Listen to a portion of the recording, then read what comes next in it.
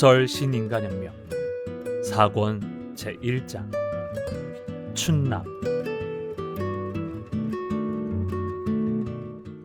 민중 속으로 불멸의 이 타오르는 혼의 연대 속에서만 새로운 역사는 만들어져 간다. 민중만큼 위대한 힘은 없다. 민중만큼 확고한 토대는 없다. 민중의 외침만큼 무서운 것은 없다. 민중 앞에서는 어떠한 권력자도 부호도 명성도 연기처럼 허무한 존재이다. 1961년 2월 14일 아시아 방문을 마치고 돌아온 야마모토 신이치는 곧바로 16일에 아이치현 도요하시시에서 거행된 호조 지부의 결성대회에 참석했다. 귀국 직후의 결성대회이기도 하여 현지 멤버들은 야마모토 회장이 참석하기 힘들 것이라고 생각했다. 그런 만큼 지부 결성대회가 열리는 도요하시시 공회당에 신이치가 모습을 나타내자 커다란 환호성과 함께 우레와 같은 박수가 터져나왔다. 이날 신이치는 상식 있는 행동의 중요성을 호소했다. 불법은 최고의 도리입니다. 그 불법을 신봉하는 우리들은 항상 예의 바른 행동에 유념해야 합니다. 예를 들면 좌담회에 가서도 마치 자기 집인 양 행동하거나 장소를 제공해 주시는 가족분들에게 폐를 끼쳐서는 안 됩니다. 그리고 절복을 하거나 지도를 하는 경우에도 폭언을 쓴다든지 남을 깔보는 듯한 행동은 절대로 삼가야 합니다. 이러한 비상식적인 언동 등이 학회에 얼마나 많은 오해를 낳고 있는지 헤아릴 수 없습니다. 주위 사람이 보더라도 학회 사람들은 예의 바르고 훌륭하구나 하고 생각하게 하지 않으면 진정한 신앙인의 모습이라고는 할 수 없습니다. 신이치는 그리고 나서 한 사람 한 사람이 신심으로 생명의 보탑을 열어 행복한 일생을 보내기를 염원하며 본조님은 자신의 흉중에 있다는 것을 이야기하고 지도를 끝맺었다. 신이치가 여기에서 굳이 상식을 강조한 것은 신앙의 심화라는 것은 바로 인격을 연마하고 주위에 신뢰와 안심을 넓혀주며 최고의 상식을 배양하는 힘으로 되기 때문이다. 또한 이 무렵 각지에서는 학회원을 집단으로 따돌리는 등 학회를 배척하는 움직임이 격해지고 있었다.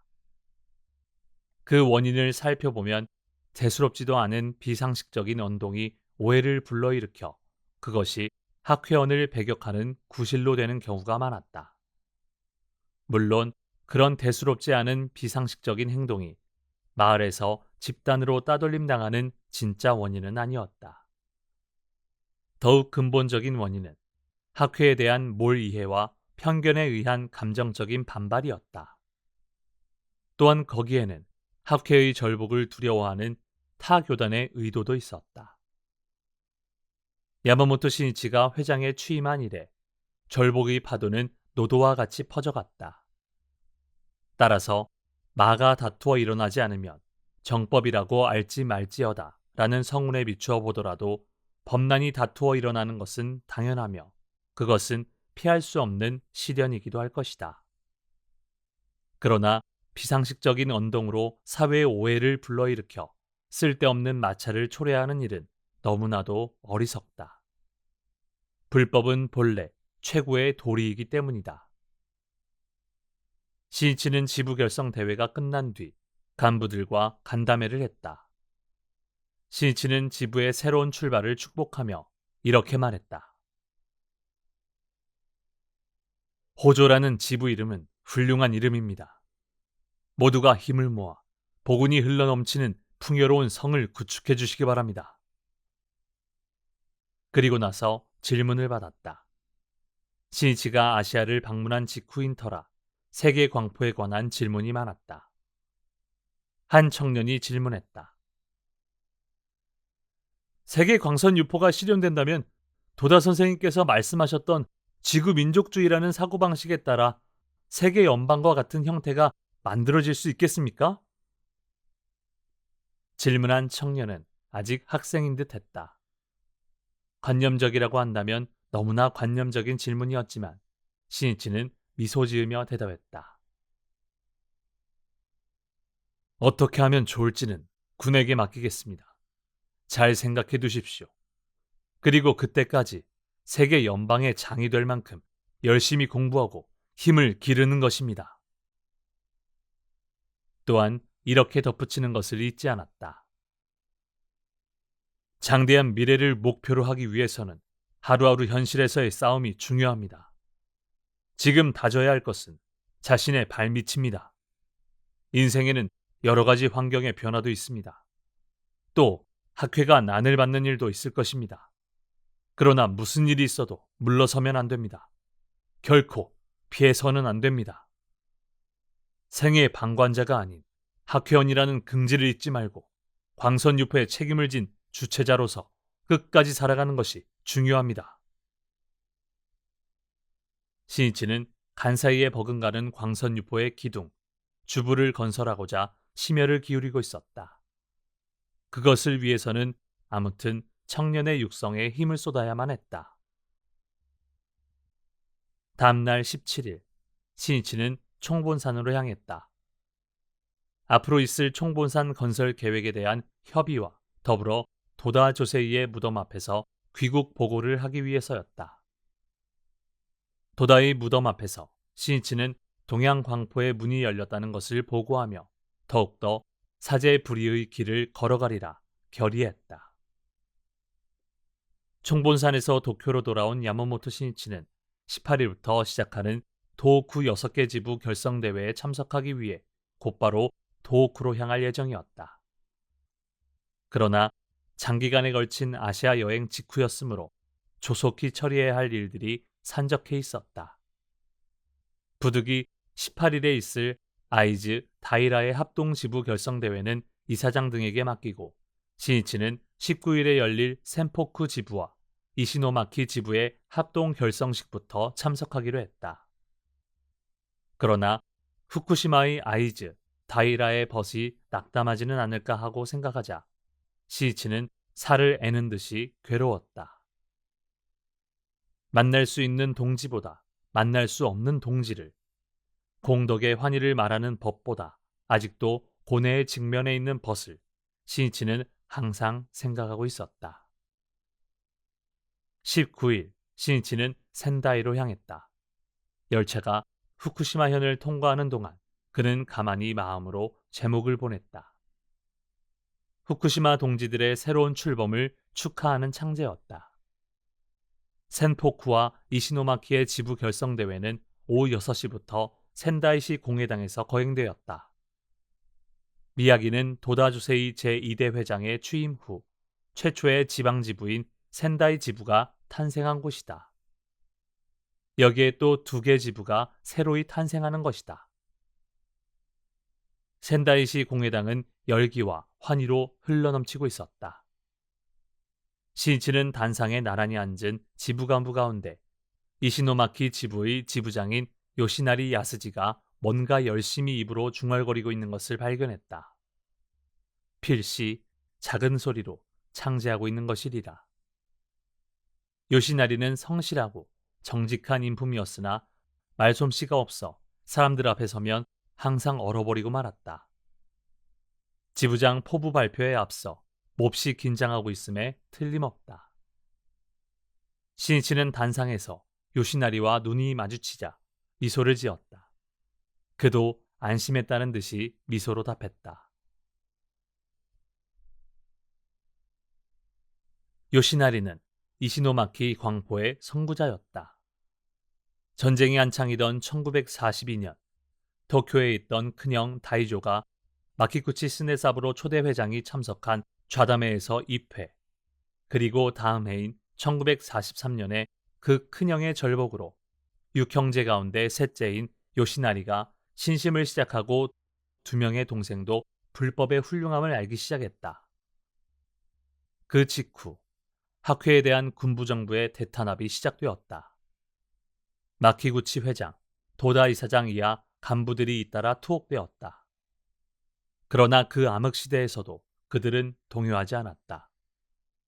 온후하고 과묵했지만 한번 마음을 정하면 일보도 물러서지 않는 도호쿠 사나이의 기질을 요시나리 형제는 그대로 물려받았던 것이다. 그 신앙의 불꽃은 전쟁이 끝나자 더욱더 강하게 타올랐다. 전쟁 후 센다이 지부가 탄생하자 요시나리 형제는 광포의 싸움터를 누볐다. 그 후 장남인 다이조는 도다조세이의 지도를 받고 출가, 최초의 학회 출신 승려가 되었다. 이어서 야마모토 신이치가 회장에 취임한 해 가을에는 넷째 노부마사가 출가했으며 또 전쟁 후에 입회한 막내 동생도 후에 출가했다. 이 세 명은 학회에 맥동하는 호법의 정신을 관철, 부패 타락하고 권위에 물들어가는 종문 속에서 가면히 싸우며 정법 정의를 끝까지 지켰던 것이다. 지부 결성 대회는 요시나리 야스지 이시노마키 지부장의 포부 발표 순서를 맞이했다. 여러분, 저는 이시노마키 지부를 절복의 왕자로 만들겠다고 결의했습니다. 여러분을 위해 활동하겠습니다. 함께 싸워주십시오. 그리고 함께 울고 함께 공덕의 기쁨에 감싸여 가시지 않겠습니까? 소박한 말투였지만 따뜻한 인품이 스며나오고 대확신에 넘치는 포부 발표였다. 참가자들은 터질 듯한 큰 박수로서 요시나리의 포부 발표에 응했다.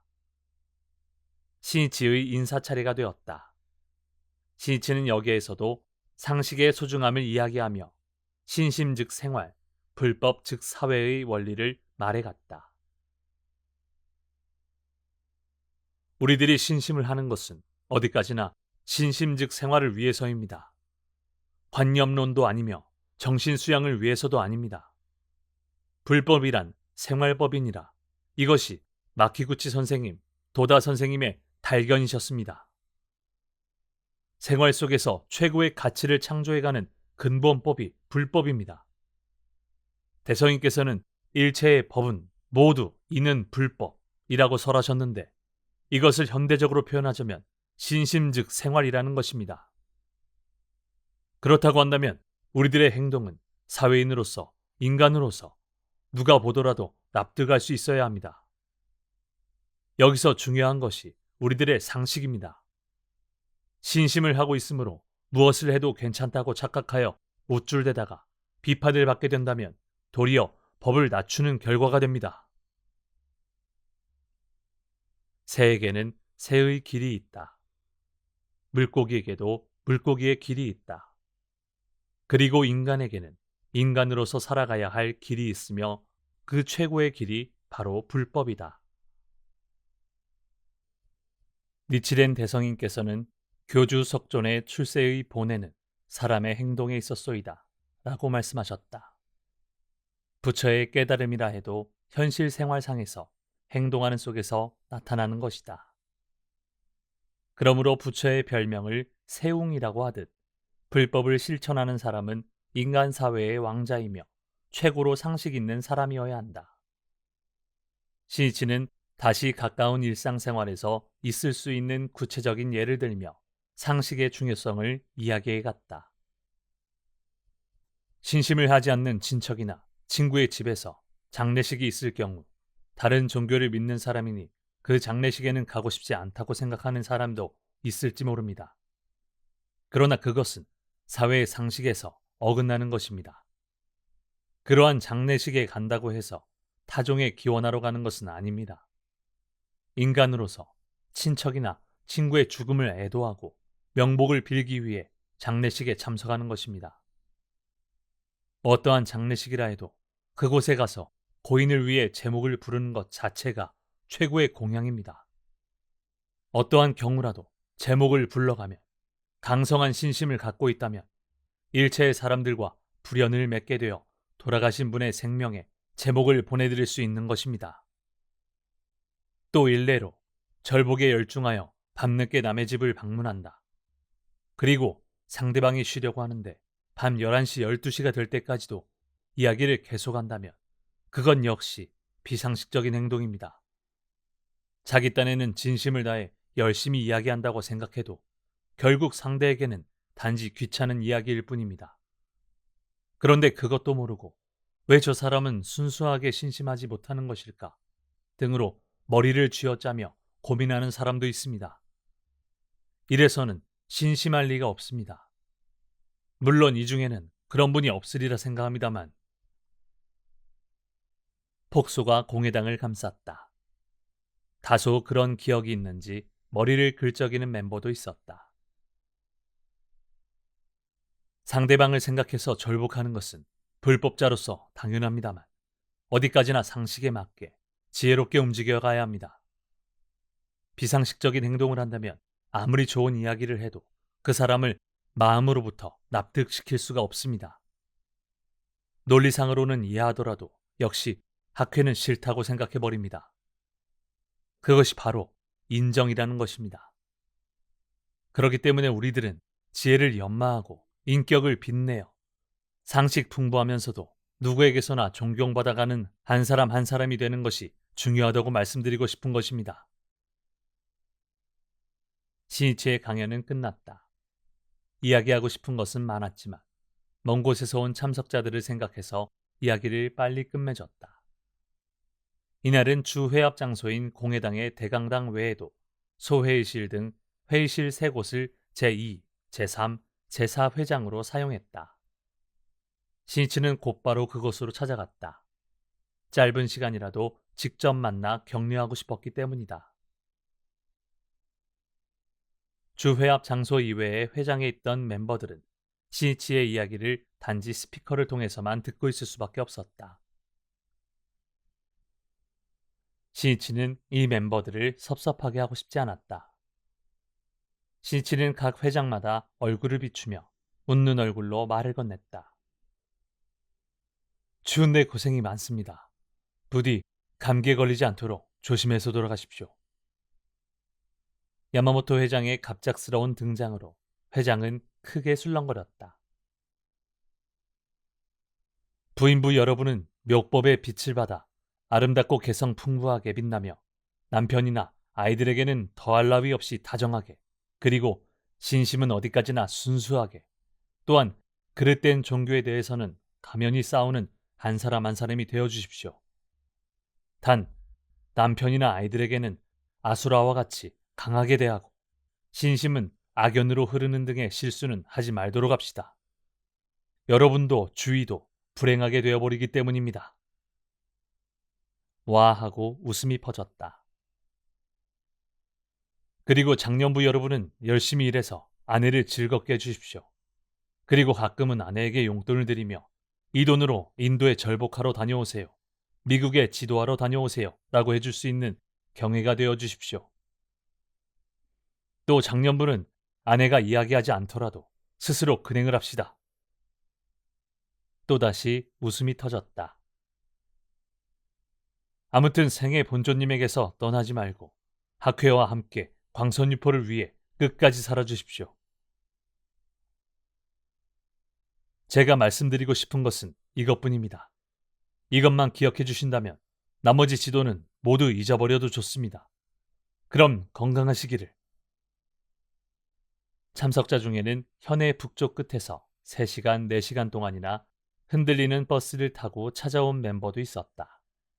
신이치는 만약 시간이 허락한다면 참석자 전원과 악수를 나누며 한 사람 한 사람에게 격려 인사를 나누며 전송하고 싶었다.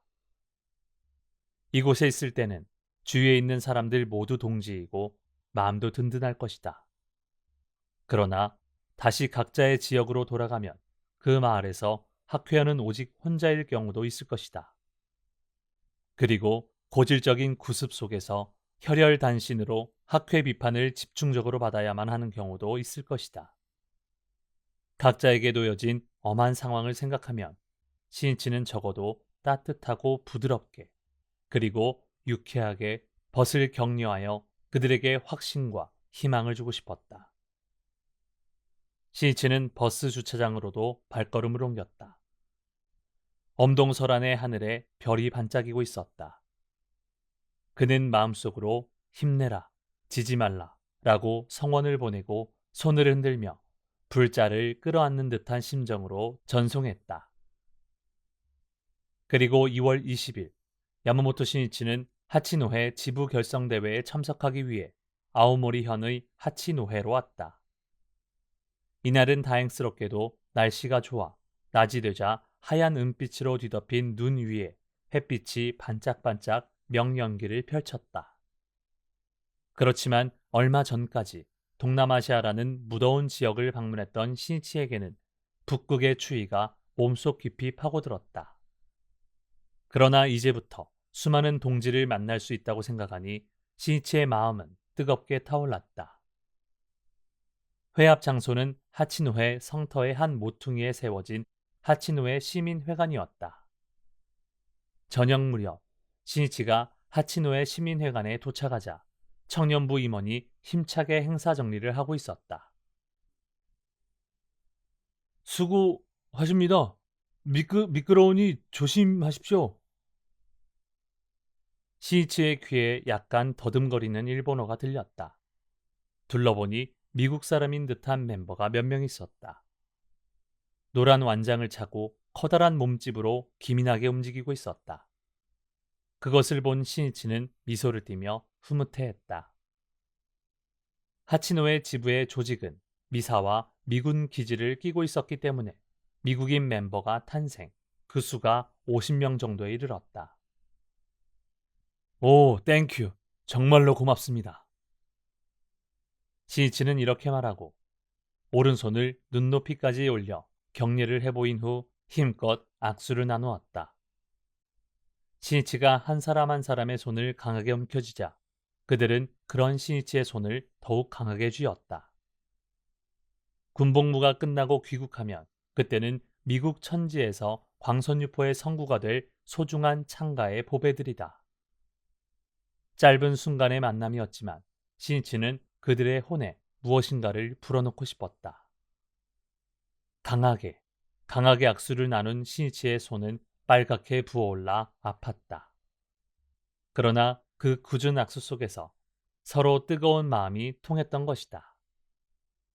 4천여 명의 벗이 모인 결성대회에서 신이치는 학회야말로 개인의 행복과 전 인류의 평화를 위해 싸우는 가장 존귀한 단체라고 호소하며 하치노의 동지의 건투를 염원했다. 대회를 마친 후 나눈 간담 시간에 신이치는 가족에 대한 질문을 지부 간부들에게 했다. 그러자 지부 부인부장이 된 가사야마 아이코라는 부인부가 죄송하다는 듯이 말했다. 남편은 출장으로 오늘은 참석하지 못했습니다. 가사야마는 도하다에 살고 있었으나 하치노에가 지부의 중심인 관계로 앞으로 상당한 부담이 될 것이다. 신이치는 가능하면 가사야마의 남편과 만나 그 취지를 이야기하고 잘 이해해주기를 부탁하려고 생각했다. 다음날 아침 신이치가 묵고 있는 여관으로 가사야마 아이코 일행이 찾아왔다. 가사야마는 신이치를 만나자 실은 남편의 일입니다만 하고 말을 꺼냈다. 가사야마의 남편은 근행도 하고 아내의 활동을 적극적으로 도와주기도 했지만 일이 바쁜 관계로 회합에는 거의 참석할 수 없었다. 어느 날 현지의 장년부 간부가 그녀에게 말했다. 댁의 남편께서는 활동에 참가하지도 않는데 그런 것을 단기 보살이라고 하죠. 그러면 안 되는데. 단기 보살이란 법화경 종지용출품에서 지용의 보살이 출연할 때 권속을 지니지 않고 단독으로 출연한 보살이다. 단기라고 해도 지용의 보살과 다를 것이 없는데 그녀는 남편이 행복해지지 않을 것 같아 그 말이 머리에서 떠나지 않는다고 한다. 남편은 역시 단기 보살이기 때문에 안 되는 것입니까? 가사야마가 긴장한 얼굴로 질문하자 신이치는 미소 지으며 대답했다. 괜찮아요. 걱정 없습니다. 아내의 학회 활동을 돕고 근행도 착실히 하고 있으니 훌륭한 지용의 보살입니다. 그런 가운데 언젠가는 반드시 활동에도 힘쓰게 될 것입니다. 남편에게는 고생스럽겠지만 아무쪼록 잘 부탁드립니다. 라고 안부 전해 주십시오. 가사야마는 안심한 듯 안색이 밝아졌다. 사람은 단 한마디 말에 고민하기도 하고 상처 입기도 한다. 또한 편안함을 느끼기도 하고 용기가 솟기도 한다. 그러므로 말이 중요하다. 말에 대한 배려는 인간에 대한 배려인 것이다. 벗에게 희망의 말, 용기의 말, 격려의 말, 정의의 말을 항상 건네며 깊은 신앙으로 이끄는 사람이야말로 부처의 진실한 심부름꾼이라 할 것이다. 가사야마는 이 기회에 지부 부임부장으로서의 각오 등 신이치에게 좀 더 많은 지도를 받고 싶었다. 선생님 부탁이 있습니다. 저희들도 아키타까지 함께 갈 수 있도록 해주시겠습니까? 신이치는 도하다 지부의 결성대회에 참석하기 위해 아키타의 오다테로 향하려던 참이었다. 여러 가지 지도해드리고 싶지만 부인은 가정이 중요하니 오늘은 이만 돌아가세요. 가족에게도 양해를 구하고 왔으니 괜찮습니다. 부탁드립니다. 그럼 같이 갑시다. 이렇게 말하자 가사야마의 얼굴에 미소가 떠올랐다. 신이치는 하치노의 지부의 간부들 몇 명과 함께 오다테로 향했다. 도중에 오후 본선으로 갈아타기 위해 아오모리 역에서 내리자 아오모리 지부의 동지들이 기다리고 있었다. 선생님! 신이치의 모습을 발견하고 아오모리 지부 가네키 다다시 지부장이 달려왔다. 하치노의 지부 결성 축하드립니다. 아오모리현은 더욱 강해지겠군요. 하치노의 지부는 아오모리 지부에서 분리하여 탄생한 지부였다. 신이치가 말하자 주위에 있던 아오모리 지부의 동지들이 가네키와 함께 일제히 예하고 밝게 대답했다. 그들의 일사불란한 호흡에 신이치는 기뻤다. 신이치는 지난번 아오모리를 방문했을 때의 일을 떠올렸다. 그것은 신이치가 총무였던 1958년 11월 3일의 일이다. 신이치가 아오모리에 왔던 것은 지부 결성의 준비 때문이었다. 신이치는 먼저 가네키의 자택에서 열린 남녀 청년부 간부의 인사 면접에 임했다. 거기서 이렇게 호소했다.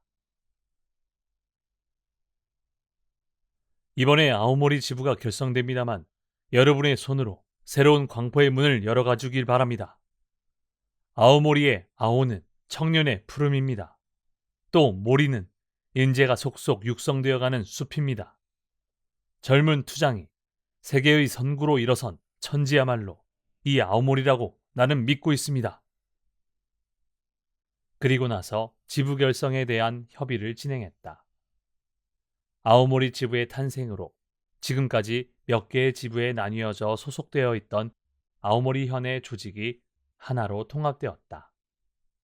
그리고 지부장의 가네키 다다시, 지부부임부장의 그의 아내 기요가 내정되고 지부에는 9개의 지구가 만들어지게 되었다. 그러나 한마디로 아오모리 현이라고는 하지만 옛부터 스가루 번과 난부 번으로 나뉘어져 전통적인 견원지간이자 라이벌 관계에 있던 쌍방은 다양한 면을 가지고 있었다. 원래는 도요토미 히데요시 시대에 스가루의 영지를 가진 난부시의 무장이 스가루 번에서 독립해버렸기 때문에 그것이 주민 감정으로까지 되어 계속 이어져 왔던 것이다. 좋은 의미에서의 경쟁은 발전의 힘이 되지만 감정적인 대립은 광포의 조직을 파괴하는 요인이 된다.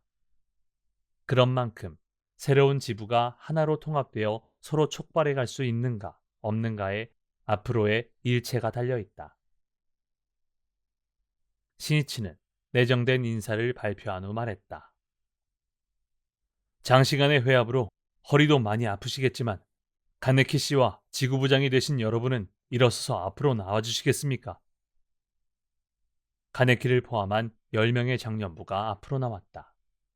그는 장년부들에게 말했다. 그러면 가네키 씨를 정중앙으로 해서 어깨동무를 해주십시오. 모두들 의아한 얼굴로 가네키를 둥글게 둘러싸고 어깨동무를 했다. 회장에 있던 다른 참석자들도 무엇을 시작하는가 하고 눈을 빛내고 있었다. 장년부 한 사람이 확인하듯 물었다. 이렇게 하면 되겠습니까? 네, 좋습니다. 여러분, 아무쪼록 이 모습을 잊지 마십시오. 이것이 앞으로 아오모리 지부가 나아가야 할 단결의 모습입니다. 지부장을 중심으로 9명의 지구부장이 단단히 스크럼을 짜면 그 누구도 이 조직을 흐트러지게 할 수 없습니다. 그러나 스크럼이 무너져 9명의 지구부장이 뿔뿔이 흩어져 버린다면 곧 교란되어 버립니다. 단결이 힘인 것입니다. 카네키와 지구부장들은 여기에 이르러 시니치의 진위를 차츰 이해하기 시작했다. 시니치는 이야기를 계속했다. 지구부장이 되신 여러분은 어디까지나 지부장을 지켜주십시오. 또 지부장이 되신 가네키 씨는 지구부장을 위해, 지부의 전원을 위해 진력해 주십시오. 동지를 지키면 자신이 지켜집니다. 그것이 불법의 인과 이법입니다. 학회는 불이불측의 목표를 가진 조직입니다. 그것을 간부가 자신의 감정 때문에 서로 사이가 나빠지게 하고 단결을 흐트러지게 한다면 그 죄는 무겁다고 할 것입니다. 앞으로 어떤 문제가 생기더라도 이 스크럼을 생각하여 아오모리를 신심 근본으로 또 단결 제일로 일본에서 가장 사이 좋은 집으로 만들어주시기 바랍니다. 10명은 한 목소리로 예하고 힘차게 대답했다. 단결이 중요하다는 것은 모두 머리로는 알고 있었다. 신치는 그것을 생명에 새겨주길 바랐던 것이다. 이날 밤 시내의 회장에서는 아오모리 현의 모든 간부가 모인 가운데 지도회가 개최되었다. 신치는 여기에서도 광선유포의 대지도자인 도다 조세이의 제자로서 사이좋게 어디까지나 단결 제일로 전진해 가자고 호소했다. 아오모리 지부는 11월 9일 제19회 본부총회에서 탄생하였지만 이날이 실질적인 지부 출발의 날로 되었던 것이다. 지부 결성의 기쁨은 폭발적인 절복의 파도가 되어 아오모리 지부 결성 때의 7,500세대에서 불과 1년 만에 그 2배인 1만 5천 세대로 발전. 이 대비약이 하치노의 지부의 탄생으로 이어졌던 것이다. 아오모리역에서 아오모리 지부의 동지들과 이야기를 나눈 후 아키타의 오다테로 향했다. 열차는 온통 눈으로 뒤덮인 설경 속을 질주해 갔다. 조금 가자 내리던 눈도 그치고 구름 사이로 햇빛이 비치기 시작했다. 그 햇빛은 마치 지상과 천공을 연결하는 사다리 같기도 했다. 오다테역에 도착하니 시마즈, 다스오, 도와다 지부장 일행이 차로 마중 나와 있었다. 곧바로 아키타현의 북부 일대에서 온 동지들이 기다리는 시내의 회장으로 향했다. 그런데 도로가 몹시 막혔다. 기온이 올라가자 쌓인 눈이 녹기 시작한 데다가 차의 왕래로 바퀴 자국이 깊이 베어져 차들이 서행하고 있었기 때문이다. 차 안에서 시니치는 시마즈에게 말을 건넸다. 그 후로 건강 상태는 어떻습니까? 네, 이제 아주 좋아졌습니다. 이렇게 원기왕성합니다. 그거 참 다행이군요. 시마즈는 1951년에 입회했다. 아키타 개척자의 한 사람으로서 활약해왔는데 1956년 10월 이른 아침에 텐마루에서 빈혈이 났다. 그리고는 땅에 거꾸로 굴러 떨어지고 말았던 것이다.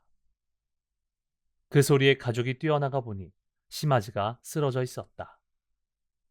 병원으로 옮겼으나 경추와 흉추, 요추의 일부가 압박 골절되어 있었다. 중상이었다. 수술을 맡은 의사는 도저히 완쾌는 기대할 수 없다며 고개를 흔들었다. 시이치도 그 소식을 듣고 걱정하지 않을 수 없었다. 그러나 시마즈는 의사의 예상을 뒤엎었다. 그에게는 광선유포의 사명을 달성하기 위해 살고 싶다는 강한 결의가 있었다. 불과 3개월 만에 시마즈는 퇴원할 수 있을 만큼 회복되었다. 그 기쁨과 본조님에 대한 감사를 가슴에 안고 포교에 진력했다. 턱 아래를 깁스로 고정하고 마치 갑옷을 입은 것 같군 하고 웃으면서 절복의 생명을 불태웠다. 그리고 사고가 난 지 반년 후에는 드디어 직장에도 복귀할 수 있게 되었다. 그 직후인 1957년 5월, 당시 청년부 실장이었던 신이치가 아키타를 방문했다. 그리고 아키타 지부의 총회에 참석한 다음 날 아침, 신이치는 시마즈를 비롯한 아키타의 번 몇 명과 함께 도와다 호로 향했다. 버스는 눈부신 실록의 길을 올라갔다. 하스카 고개의 전망대에 선 신이치는 그때 처음으로 도와다 호를 내려다보았다. 푸르고 맑은 수면에 실록이 선명하게 그림자를 드리우고 있었다. 신이치는 훌륭하게 소생한 시마즈에게 이야기했다. 시마즈 씨가 건강해져서 기쁩니다. 하나의 숙명을 전환했군요. 네, 의사도 놀라고 있습니다. 이번 체험으로 저는 신심의 훌륭함을 마음 오조로부터 느꼈습니다. 신이치는 조용히 고개를 끄덕이며 말했다. 그것은 시마즈 씨가 순수하게 광선유포를 위해 살아가고자 했기 때문입니다. 수겁을 전환해가는 힘은 광포를 향한 강한 일념과 실천입니다. 거기에 지용의 보살의 청정하고 강인한 대생명이 용연되어 가기 때문입니다. 신이치는 호수의 수면으로 시선을 향했다. 그리고 시마즈를 보며 말했다. 이 호수의 물은 깨끗합니다. 그러나 지금의 세상은 너무나도 혼탁해져 있습니다. 이기주의와 이해관계뿐입니다. 그 사회를 정화해가는 것이 광선유포입니다. 시마즈 씨, 앞으로도 이 도와다호의 물처럼 깨끗한 신심을 관철해주기 바랍니다. 그 말은 시마즈의 가슴을 찌르듯 마음에 와닿았다. 시마즈는 완고한 성격이었지만 신심은 순수했다. 그 후 그 순수함은 더욱 연마되었다. 그리고 이번에 도와다 지부장이 되어 다시 법전의 최전선에 뛰어들었던 것이다. 지금 지부결성대회로 향하는 차 안에서 신이치는 불사조처럼 되살아난 시마즈를 보자 너무나 기뻤다. 차는 정체 속에서 걸어가는 듯한 속도로 느리게 움직이고 있었다. 게다가 간신히 회장 근처까지 왔을 때에는 눈길에 생긴 도랑에 차 바퀴가 빠져 꼼짝할 수조차 없게 되어 버렸다. 운전사는 필사적으로 엑셀을 밟았으나 차 바퀴는 헛돌 뿐이었다. 신이치는 같이 탄 멤버들과 함께 차를 밀기 시작했다. 장외 정리를 맡고 있던 청년부 임원도 도와주러 왔다. 신이치는 장화를 신지 않았기 때문에 구두속까지 물이 스며들었고 바지도 흠뻑 젖었다. 차가 도랑에서 빠져나왔을 때에는 이미 개회 직전이었다. 신이치는 뛰어서 회장에 들어갔다. 지부결성대회가 시작되고 이윽고 회장인 신이치의 강연 차례가 되었다. 신이치는 솔직하고 숨김없이 이야기하기 시작했다. 내가 하고 싶은 이야기는 학회원 모두가 본조님을 수지하고 행복하게 되는 것, 이것밖에 없습니다. 그 하나의 모범이 시마즈 지부장입니다. 한번 죽을 뻔했던 분입니다. 그럼에도 불구하고 이렇게 건강해져서 모두를 보살피는 책임을 맡게 되었습니다. 이 엄연한 사실은 누구도 부정할 수 없습니다. 아무쪼록 이 모습을 모범으로 삼아 본조님의 공력은 절대라는 대확신으로 신심에 면려해 주십시오. 야마모토 신이치가 지부장인 시마즈 다스오에 대해 말하자 시마즈는 일어서서 참석한 멤버들에게 정중하게 인사했다. 큰 박수가 터져나왔다.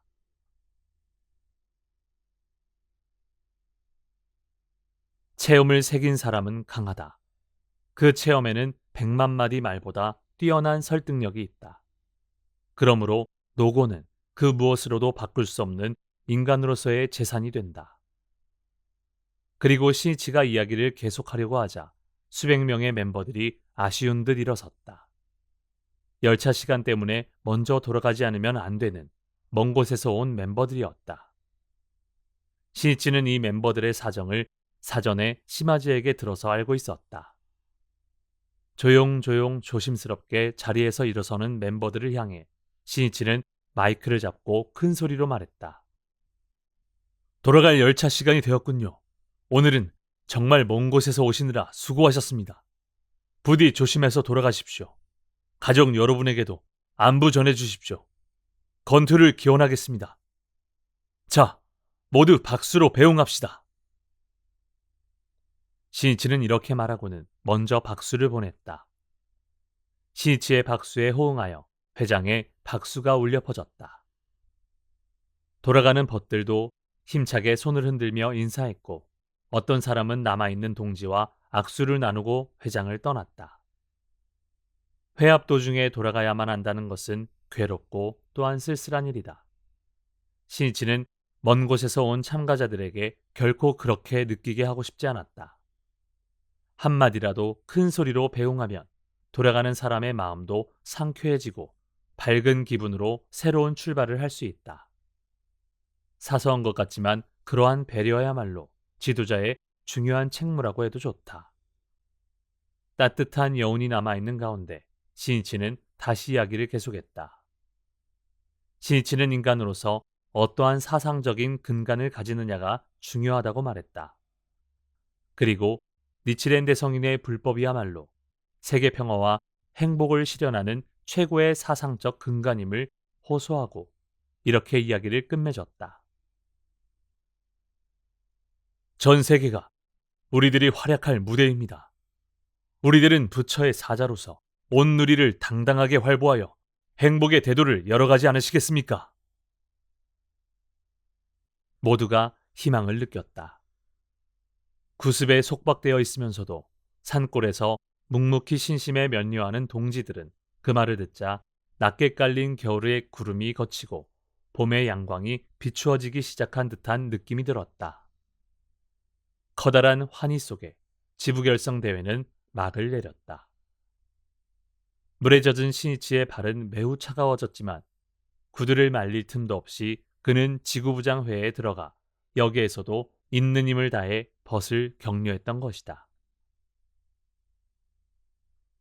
도쿠의 지도에서 돌아온 야마모토 시니치는 그동안 밀린 본부 직무에 몰두하며 바쁜 나날을 보내고 있었다.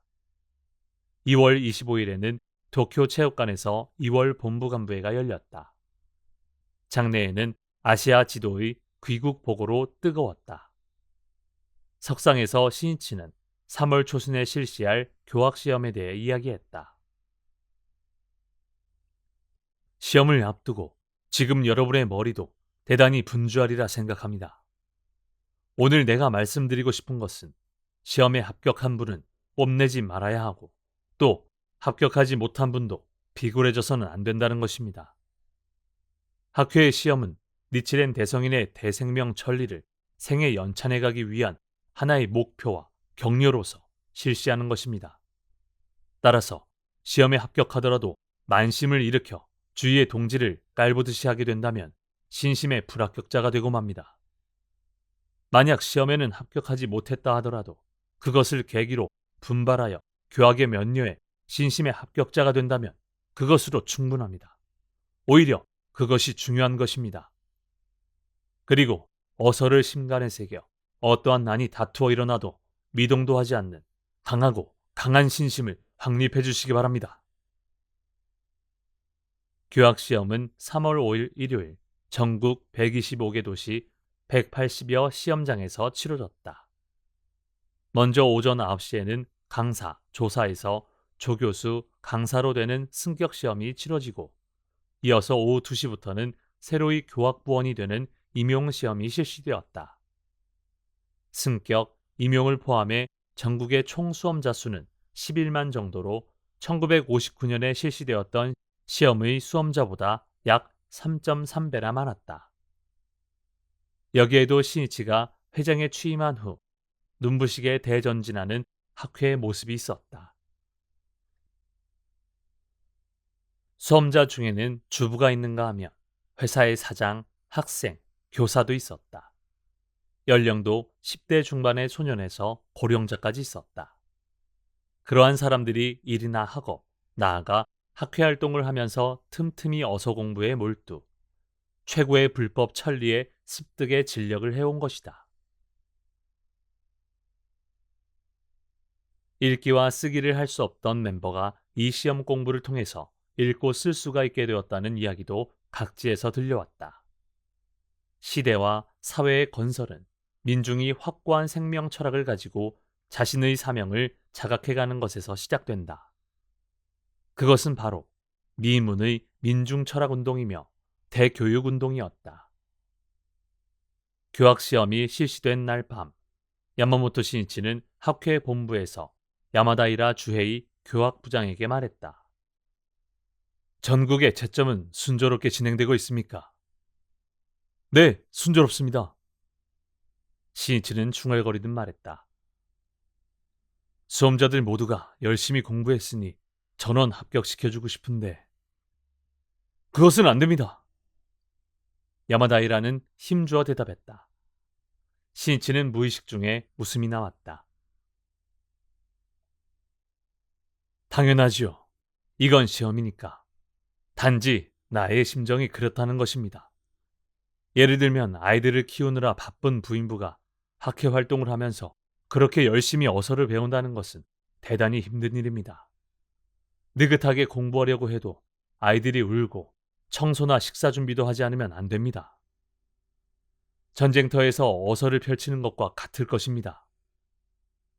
불도 수행이니까 당연할지도 모르지만 그러한 사람들을 시험 결과로 낙담하게 하고 싶지 않습니다. 합격한 사람은 괜찮습니다. 합격하지 못한 사람을 어떻게 하면 격려할 수 있을까? 나는 항상 생각하고 있습니다. 야마다이라는 그 말에 감동했다. 자신은 채점 집계의 숫자에만 신경 쓰고 있었으나 야마모토 회장은 숫자 뒤에 숨겨진 인간을, 동지를 보고 있다는 것을 알았던 것이다. 5일 밤부터 시작한 시험 채점은 8일이 되자 모두 끝났다. 승격 시험의 합격자는 이후 제2차 시험인 면접 시험을 치르게 된다. 야마모토 신이치는 간사이 본부에서 8일에 정리된 채점 결과를 보았다. 지금까지의 교학 시험에 비해 평균 점수도 높았다.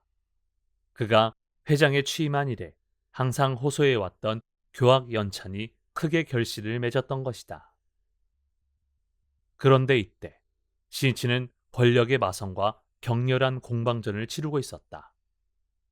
저 오사카 사건의 재판이 드디어 큰 고비에 접어들고 있었던 것이다. 이 사건은 1957년 4월에 실시된 오사카 지방구 참의원 보궐선거에서 도쿄에서 온 일부 회원이 빚은 매수 사건과 열성이 지나친 몇몇 동지들이 호별 방문을 하다 체포당한 것에서 시작된 사건이었다. 이 선거의 최고 책임자였던 신이치에게도 그 혐의가 씌어져 그해 7월 3일부터 15일간에 걸쳐 체포, 구류되었던 것이다. 또 매수 사건을 일으켜 체포된 주모자들이 당시 이사장이었던 고니시 다케오의 허가가 있었던 것처럼 진술하여 고니시도 체포되었다.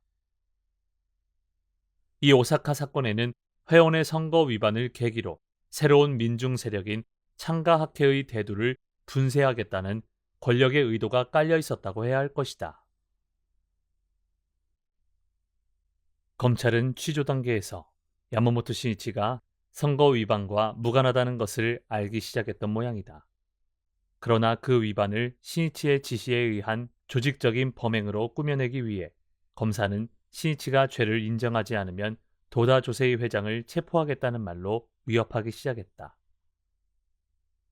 신이치가 체포된 것은 도다가 서거하기 9개월 전이었다. 당시 도다의 몸은 이미 너무나 쇠약해져 체포는 죽음으로 이어질지도 모르는 일이었다. 신이치는 고뇌한 끝에 일단 자기 한 사람으로 죄를 뒤집어 쓰고 법정에서 진실을 증명하겠노라고 결의했다. 재판은 1957년 10월 18일부터 시작되었다. 기소 단계에서부터 신이치의 매수에 대한 용의는 벗겨져 있었다. 그리고 1961년 2월 말 매수 혐의를 받던 고니시 다케오 이사장에게 판결이 내려졌다. 당연한 일이었지만 고니시는 무죄 판결을 받았다.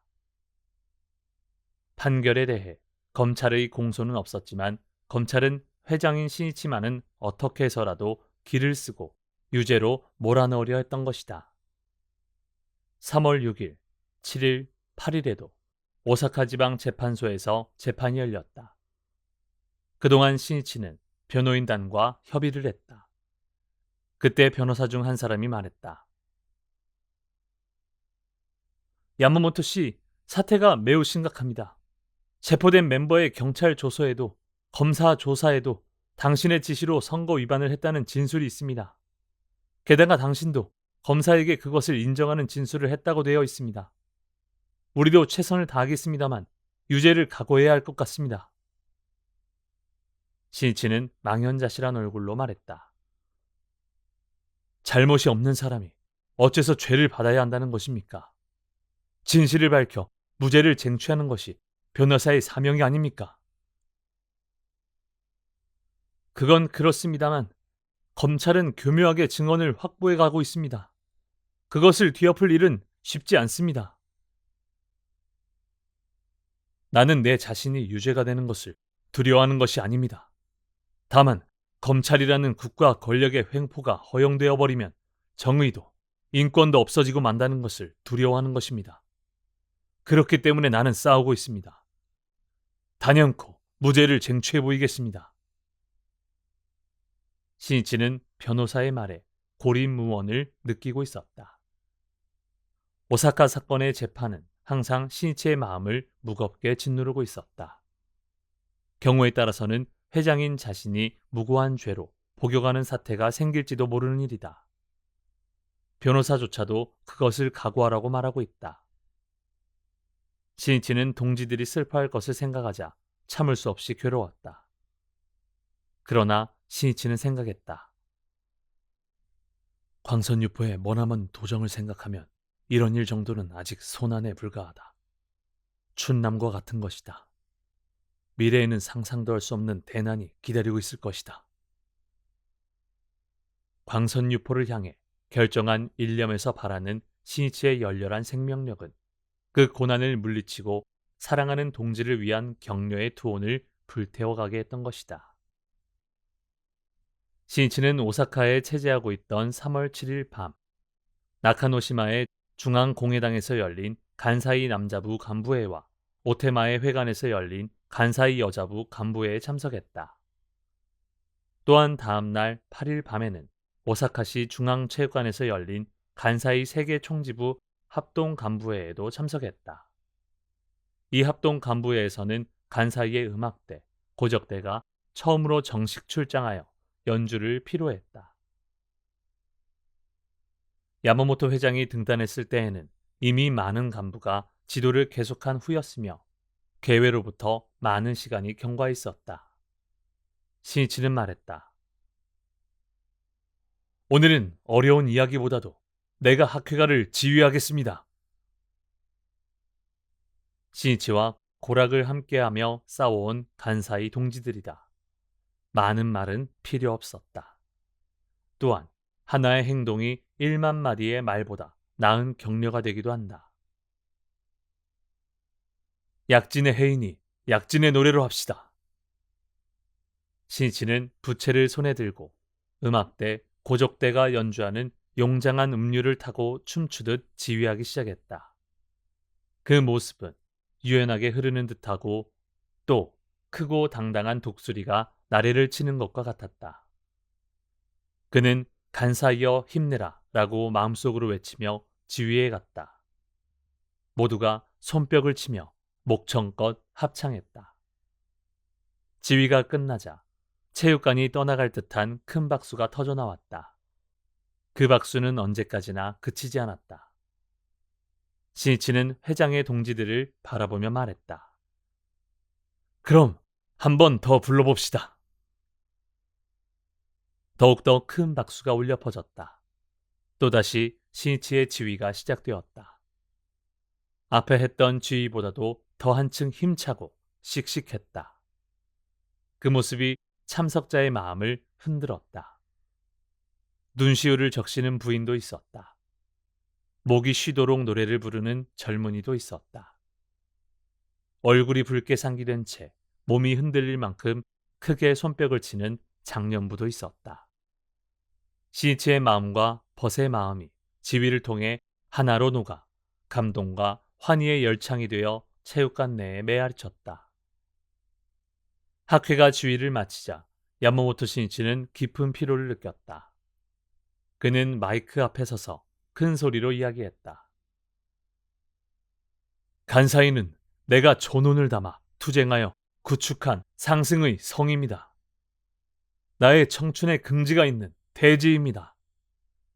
부디 간사이 여러분은 어떤 일이 있더라도 져서는 안 됩니다. 어떤 일이 있더라도 승리하십시오. 그리고 어떤 일이 있더라도 나와 함께 광선유포의 황금의 역사를 만들어 주십시오. 그럼 또 만납시다. 간사이의 극히 일부의 간부를 제외한 참석자들은 지금 신이치가 어떠한 상황에 놓여 있는지를 알지 못했다. 그러나 신이치의 생명에서 바라는 기백이 넘치는 지휘와 외침은 동지들의 마음을 세차게 뒤흔들었다. 이해 3월 16일 청년부의 제1회 음악제가 개최되었다. 1958년의 이날 총본산에서 도다주세일을 맞이하여 광선유포의 기념식전을 거행한 지 벌써 3년이란 세월이 흘렀다.